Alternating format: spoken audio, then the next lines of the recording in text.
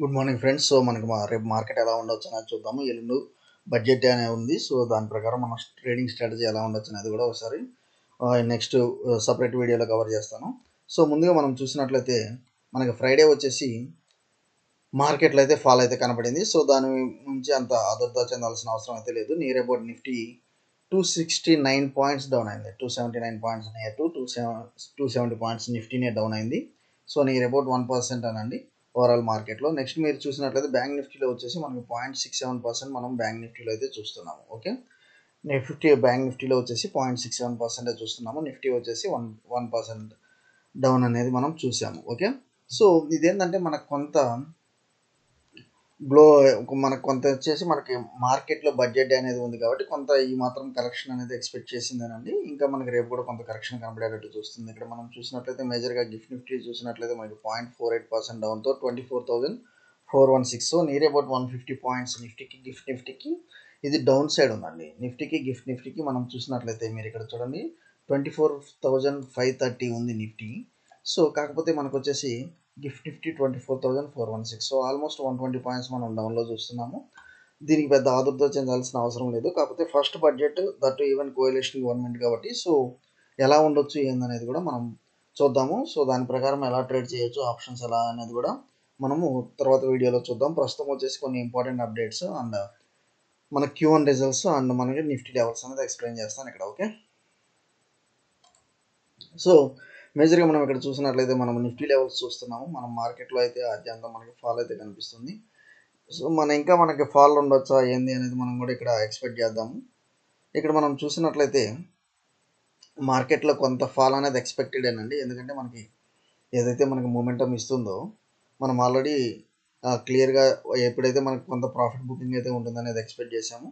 So ఇంకా మనకు వచ్చి ఇంకా కొంత ప్రాఫిట్ బుకింగ్ అయితే ఉంటుంది అన్నట్లుగానే మనకి లెవెల్స్ అయితే కనిపిస్తుంది. అదేందనేది మనం ఇక్కడ ఒకసారి చూద్దాము మన చార్ట్స్ ద్వారా. ఓకే, నాకు వచ్చేసి ఇది కరెక్ట్ ఎగ్జాక్ట్ సపోర్టింగ్ లెవెల్స్ ఏమున్నాయి. ఇక్కడ కనుక మనకు బ్రేక్ అయితే మాత్రం నాకు ఇక్కడ కనుక నాకు బ్రేక్ అయితే మాత్రం ఇక్కడ చూడండి 24,000 మనకి 24,447 ఈ లెవెల్స్ కనుక నాకు బ్రేక్ అయితే మాత్రం నాకు బాగా ఫాల్ అయితే కనిపిస్తుంది. 24,447 ఇది కనుక లెవెల్స్ నాకు బ్రేక్ అయితే మాత్రం నియర్ అబౌట్ నాకు 24,250 లెవెల్స్ అయితే కనిపిస్తుంది. సో నెక్స్ట్ ఇంతగా ఫాలో అవుతుందంటే ఫస్ట్ టార్గెట్ అయితే నాకు 24,350 అయితే ఇస్తున్నాను. 24,350 అయితే ఇస్తున్నాను మార్కెట్ ఫాల్లో. ఎందుకంటే మనకి ఎల్లుండి బడ్జెట్ ఉంటుంది కాబట్టి సో దాని మీద కొంత ఫీర్ అయితే ఉంటుంది, fear of selling.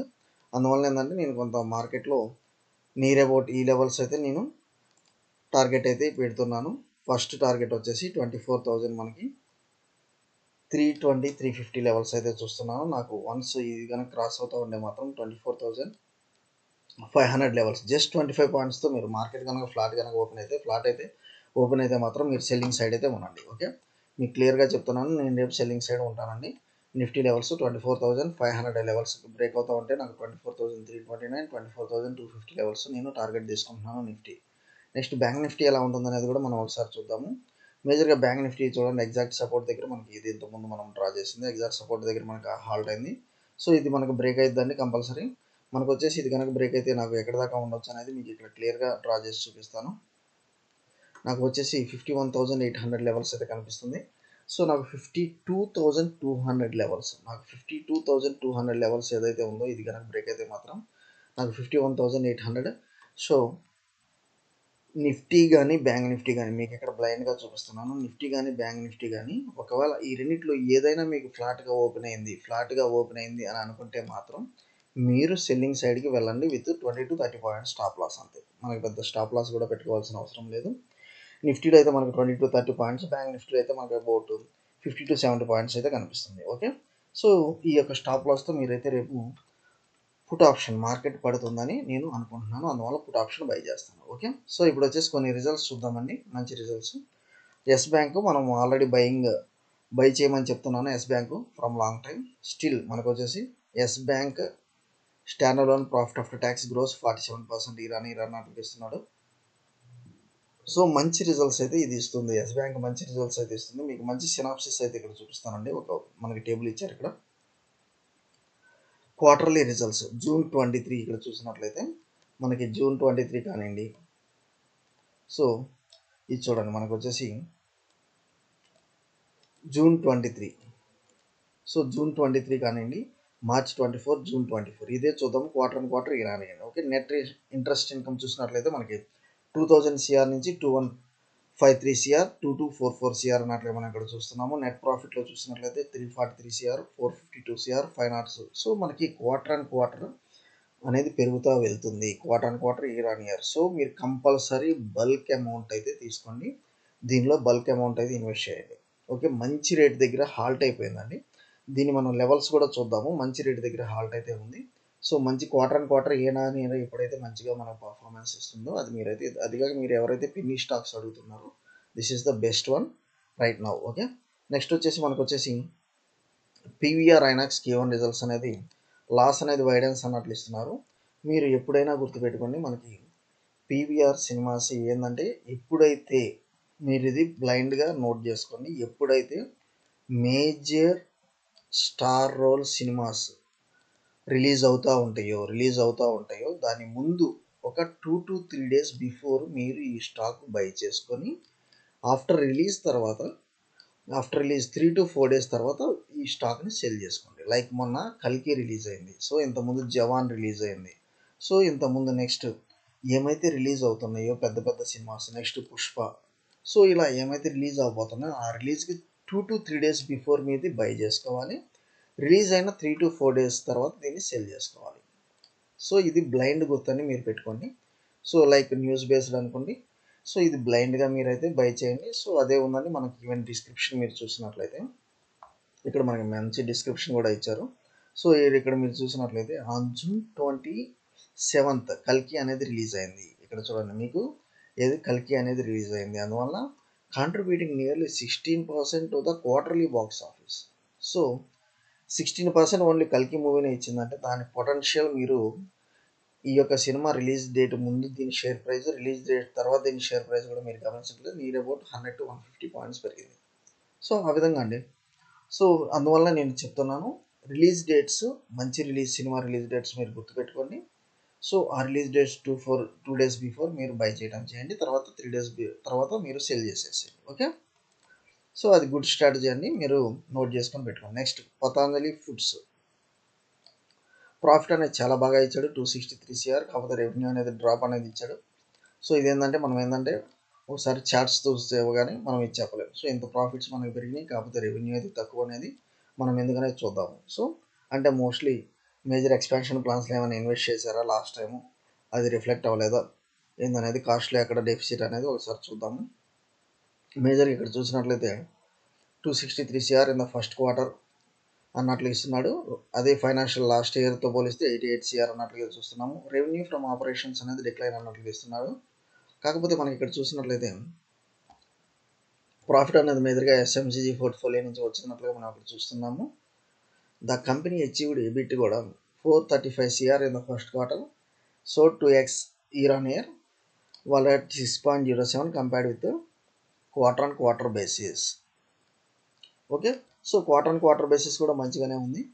And Patanjali ఒకసారి మనం చార్ట్స్ చూద్దాం. ఓకే, నెక్స్ట్ వచ్చేసి విప్రో ఇక్కడ చూసినట్లయితే మనకి Q1 results. So IT index అయితే బాగా ఇస్తుందండి. ఐటీ నేను విప్రో కూడా రికమెండ్ చేస్తున్నాను, ఎందుకంటే ఇది ఆల్ టైమ్ హైకి ఇప్పుడు ట్రేడ్ అయ్యే ప్రైజెస్కి చాలా గ్యాప్ ఉంది. విప్రో వచ్చేసి మీరు జాగ్రత్తగా వినండి, ఆల్ టైమ్ హైకి ఇప్పుడు ట్రేడ్ అయ్యే ప్రైజెస్కి కొంత గ్యాప్ ఉంది. అందులో మనకి రిజల్ట్స్ మంచిగా ఇచ్చారు కాబట్టి మనం వచ్చేసి దీన్ని బైయింగ్ ఆప్షన్ తీసుకోవచ్చు, not a problem. JSW steel ఎవరైతే హోల్డ్ చేస్తున్నారో అది ఇమీడియట్గా మీరు అయితే సెల్ చేసేయండి. ఓకే, ప్రాఫిట్ అనేది చాలా ఫాల్ అన్నట్లుగా ఇస్తున్నాడు మిషన్స్ ఎస్టిమేట్స్. సో ఎవరైతే JSW స్టీల్ అనేది హోల్డ్ చేస్తున్నారో అది ఇమీడియట్గా సెల్ చేయండి. ఇమీడియట్గా సెల్ చేసి మనకి ఎస్ బ్యాంక్ కానీ పతాంజలి కానీ ఏదైతే మనం రికమెండ్ చేస్తున్నామో వాటిలో అయితే మీరు ఇన్వెస్ట్ చేయండి. ఓకే, నెక్స్ట్ ఇప్పుడు లెవెల్స్ చూద్దాము, క్లియర్ కట్ లెవెల్స్ ఉంది. నెక్స్ట్ మనం ఇప్పుడు చూస్తున్నట్లయితే మీకు ఇక్కడ సో ఐటీ ఇండెక్స్ అనేది బాగా ఫాలో అయింది. మీరు మొన్న ఇన్ఫోసిస్ మీద మీరు ఎక్స్పెక్ట్ చేయొచ్చు. సో అది నేను సపరేట్గా చేస్తానండి. ఇన్ఫోసిస్ ADR ఎందుకు మార్కెట్లో ఫాలో అయింది, మనం తీసుకున్న ప్రీమియం ఓన్లీ 100% రిటర్న్సే మనకు చూపించింది, ఎందుకది అనేది సపరేట్ వీడియో చేస్తాను. సో ప్రస్తుతం ఇప్పుడు అయితే నేను చూసినట్లయితే నాకు మంచి ఫాల్ అయితే కనిపిస్తుంది. అండ్ మోర్ ఓవర్ మనం డే క్యాండిల్లో చూద్దాము.